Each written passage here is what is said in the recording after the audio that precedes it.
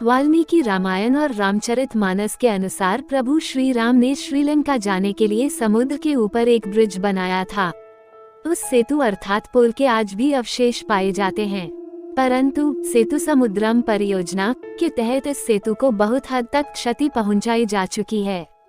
आओ जानते हैं राम सेतु के 10 रोचक फैक्ट्स। 1. भारत के दक्षिण में धनुषकोटी तथा श्रीलंका के उत्तर पश्चिम में पंबन के मध्य समुद्र में 48 किलोमीटर चौड़ी पट्टी के रूप में उभरे एक भूभाग के उपग्रह से खींचे गए चित्रों को अमेरिकी अंतरिक्ष अनुसंधान संस्थान नासा ने जब 1993 में दुनिया भर में जारी किया तो भारत में इसे लेकर राजनीतिक वाद विवाद का जन्म हो गया था। इस पुल जैसे भूभाग को राम का पुल या राम सेतु कहा जाने लगा। राम सेतु का चित्र नासा ने 14 दिसंबर 1966 को जेमिनी 11 से अंतरिक्ष से प्राप्त किया था।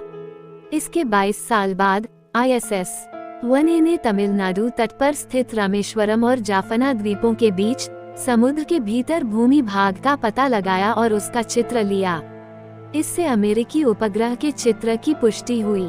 2 दिसंबर 1917 में साइंस चैनल पर एक अमेरिकी TV show ancient land bridge में अमेरिकी पुरातत्वविदों ने वैज्ञानिक जांच के आधार पर यह कहा था कि भगवान राम के श्रीलंका तक सेतु बनाने की हिंदू पौराणिक कथा सच हो सकती है।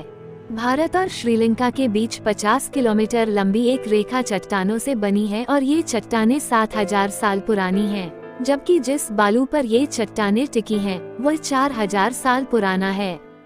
नासा की सैटेलाइट तस्वीरों और अन्य प्रमाणों के साथ विशेषज्ञ कहते हैं कि चट्टानों और बालू की उम्र में यह विसंगति बताती है कि इस पुल को इंसानों ने बनाया होगा। 3. इस पुल जैसे भूभाग को राम का पुल या राम सेतु कहा जाने लगा। सबसे पहले श्रीलंका के मुसलमानों ने इसे आदम पुल कहना शुरू किया था। फिर ईसाई या पश्चिमी लोग इसे एडम ब्रिज कहने लगे। वे मानते हैं कि आदम इस पुल से होकर गुजरे थे। 4. राम सेतु पर कई शोध हुए हैं। कहा जाता है कि 15वीं शताब्दी तक इस पुल पर चलकर रामेश्वरम से मन्नार द्वीप तक जाया जा सकता था, लेकिन तूफानों ने यहाँ समुद्र को कुछ गहरा कर दिया। 1480 ईस्वी सन में ये चक्रवात के कारण टूट गया और समुद्र का जल स्तर बढ़ने के कारण ये डूब गया। 5. वाल्मीकि रामायण कहता है कि जब श्री राम ने सीता को लंकापति रावण से छुड़ाने के लिए लंका द्वीप पर चढ़ाई की तो उस वक्त उन्होंने विश्वकर्मा के पुत्र नल और नील से एक सेतु बनवाया था, जिसे बनाने में वानर सेना ने सहायता की थी। इस सेतु में पानी में तैरने वाले पत्थरों का उपयोग किया गया था, जो कि किसी अन्य जगह से लाए गए थे। कहते हैं कि ज्वालामुखी से उत्पन्न पत्थर पानी में नहीं डूबते हैं। संभवतः इन्हीं पत्थरों का उपयोग किया गया होगा। 6. भगवान राम ने जहां धनुष मारा था उस स्थान को धनुषकोटी कहते हैं। राम ने अपनी सेना के साथ लंका पर चढ़ाई करने के लिए उक्त स्थान से समुद्र में एक ब्रिज बनाया था। इसका उल्लेख वाल्मीकि रामायण में मिलता है। श्री राम ने इसे सेतु का नाम नल सेतु रखा था।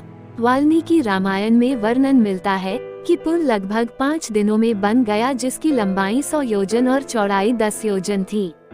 रामायण में इस पुल को नल सेतु की संज्ञा दी गई है। नल के निरीक्षण में वानरों ने बहुत प्रयत्न पूर्वक इस सेतु का निर्माण किया था। गीता प्रेस गोरखपुर से छपी पुस्तक श्रीमद् वाल्मीकि रामायण कथा सुख सागर में वर्णन है क राम ने सेतु के नामकरण के अवसर पर उसका नाम नल सेतु रखा। इसका कारण था कि लंका तक पहुंचने के लिए निर्मित पुल का निर्माण विश्वकर्मा के पुत्र नल द्वारा बताई गई तकनीक से संपन्न हुआ था। महाभारत में भी राम के नल सेतु का जिक्र आया है। 7. वाल्मीकि रामायण में कई प्रमाण हैं कि सेतु बनाने में उच्च तकनीक प्रयोग किया गया था। कुछ वानर बड़े बड़े पर्वतों को यंत्रों के द्वारा समुद्र तट पर ले आए थे। कुछ वानर 100 योजन लंबा सूत पकड़े हुए थे, अर्थात पुल का निर्माण सूत से सीध में हो रहा था। 8. वाल्मीकि रामायण के अलावा कालिदास ने रघुवंश के 13वें सर्ग में राम के आकाश मार्ग से लौटने का वर्णन किया है। इस सर्ग में राम द्वारा सीता को राम सेतु के बारे में बताने का वर्णन है। ये सेतु कालांतर में समुद्री तूफानों आदि की चोटें खाकर टूट गया था। अनन्य ग्रंथों में कालिदास की रघुवंश में सेतु का वर्णन है।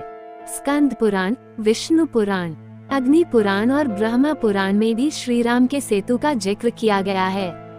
9. वाल्मीकि के अनुसार 3 दिन की खोजबीन के बाद श्री राम ने रामेश्वरम के आगे समुद्र में वह स्थान ढूंढ निकाला जहां से आसानी से श्रीलंका पहुंचा जा सकता हो। उन्होंने नल और नील की मदद से उक्त स्थान से लंका तक का पुनर्निर्माण करने का फैसला लिया। धनुषकोडी भारत के तमिलनाडु राज्य के पूर्वी तट पर रामेश्वरम द्वीप के दक्षिणी किनारे पर स्थित एक गांव है। धनुषकोडी पंबन के दक्षिण पूर्व में स्थित है। धनुषकोडी श्रीलंका में तमिलनाडु से करीब 18 मील पश्चिम में है। 10. इसका नाम धनुषकोडी इसलिए है कि यहाँ से श्रीलंका तक वानर सेना के माध्यम से नल और नील ने जो पुल राम सेतु बनाया था उसका आकार मार्ग धनुष के समान ही है। इन पूरे इलाकों को मन्नार समुद्री क्षेत्र के अंतर्गत माना जाता है। धनुषकोडी ही भारत और श्रीलंका के बीच एकमात्र स्थलीय सीमा है जहां समुद्र नदी की गहराई जितना है जिसमें कहीं कहीं भूमि नजर आती है। श्री वाल्मीकि ने रामायण की संरचना श्रीराम के राज्याभिषेक के बाद वर्ष 5075 ईसा पूर्व के आसपास की होगी। श्रुति स्मृति की प्रथा के माध्यम से पीढ़ी दर पीढ़ी परिचालित रहने के बाद वर्ष 1000 ईसा पूर्व के आसपास इसको लिखित रूप दिया गया होगा। इस निष्कर्ष के बहुत से प्रमाण मिलते हैं।